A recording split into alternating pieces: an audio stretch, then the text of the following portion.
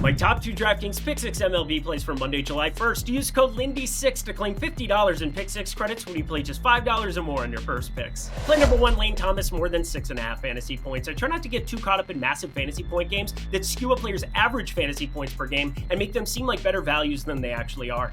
All of that being said, when I tag a player like Nationals outfielder Lane Thomas with a mean projection of nearly 10 fantasy points, more on 6.5 is going to look mighty fine from a median standpoint as well. Thomas will face Mets southpaw David Peterson, who gets obliterated by righties to the tune of a 189 expected ISO and 363 xWOBA. Thomas himself has a 237 expected ISO and 403 xWOBA against lefties this year. Square peg, square hole. Give me more here. Play number 2, Ryan McMahon, more than 7.5 fantasy points. McMahon also gets the platoon advantage in his spot against Brewers starter Bryce Wilson. Bats high up in the order of third every time out. Has a double-digit mean projection with a decent median outcome to boot. Oh, and he's in Coors Field. Oh, and he's got a 351 xWOBA, and Wilson's allowing an absurd 381 xWOBA to lefties. Yeah, go offense on Monday.